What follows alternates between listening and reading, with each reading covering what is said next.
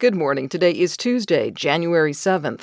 I'm Corva Coleman from NPR News, and here are today's top stories. Vice President Harris is announcing a new rule today by the Consumer Financial Protection Bureau. It will remove medical debt from credit reports. NPR's Asma Khalid tells us it's estimated this move could affect millions of Americans. Tens of millions of people in the United States are saddled with medical bills they cannot pay, sometimes forcing them to drain their savings.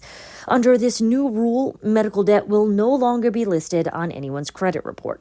The White House says today's rule will remove $49 billion in unpaid medical bills from people's credit reports. This means some people may see their credit scores improve and have an easier time receiving a mortgage. The CFPB has made going after medical debt a priority, but some congressional Republicans have long criticized the agency, and it's not clear what will happen in a new Trump administration.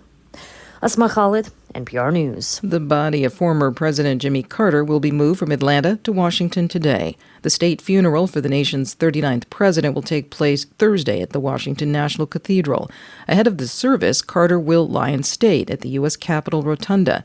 As Steve Futterman reports, Carter died late last month at the age of 100. The flag-draped casket here at the Carter Center since Saturday will be removed by military body bearers. The casket will be placed on board one of the presidential planes. For this trip, though, it will not be called Air Force One, but rather Special Air Mission 39.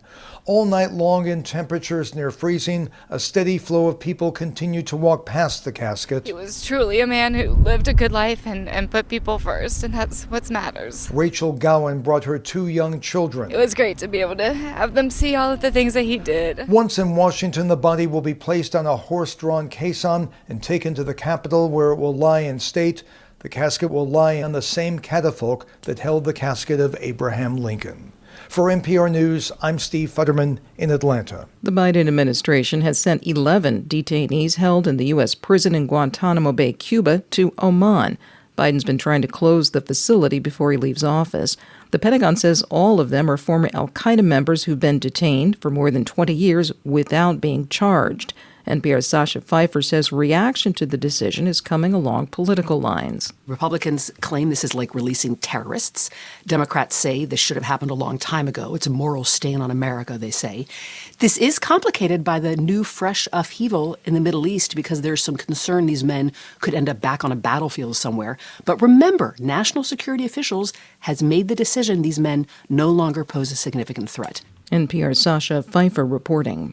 Chinese state media say a powerful earthquake in Tibet, not far from Mount Everest, has killed at least 95 people. There have been dozens of aftershocks reported. A powerful winter storm is pulling away from the mid-Atlantic. The system dumped heavy snow and ice from the Central Plains and the east over the past few days. Tens of thousands of flights were canceled yesterday. Schools, government offices, and businesses were closed from Missouri to Delaware. Meanwhile, the 2 newly arrived giant pandas at the National Zoo in Washington, D.C. have been seen playing in the snow. The National Zoo has posted video of the pair, but they will not make their official public debut until January 24th.